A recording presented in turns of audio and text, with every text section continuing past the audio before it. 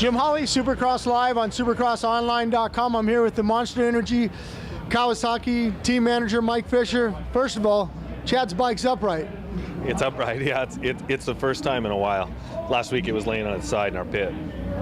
You know, I got to ask you, how is Chad? I mean, obviously he had a hand injury, had surgery. Give us an update. He drove home, well, actually Sunday morning real early. Saw his doctor, had surgery Monday afternoon, and he's recovering perfectly now. He'll be 5 weeks maybe, I think, until we can see that it's healing just right. Maybe have the hardware pulled out and he can start riding.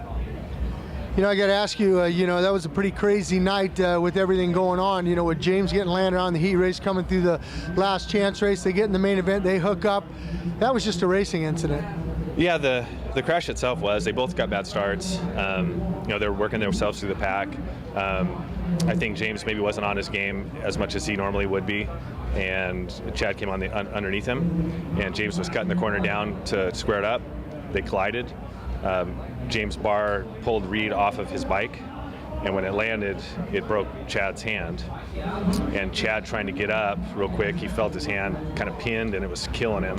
And he got to get up. You know, he went to move, and he pushed James off of him to get up. James wasn't moving quite so fast. So there was some controversy about that, but he got up, got going, went like 2 lanes, and felt like his bones sticking through his skin, like poking. It wasn't sticking through all the way, but it's poking through, and he pulled off. Well, you were also, James actually was one of your riders. Were you surprised at James after the race coming over and pushing over Chad's bike?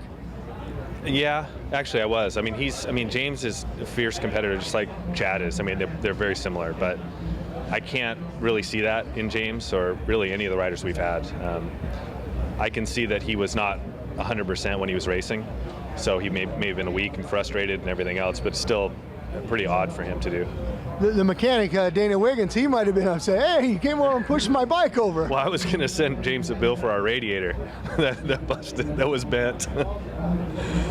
Well, we're all laughing about it now. You heard Mike Fisher. It's all in the back.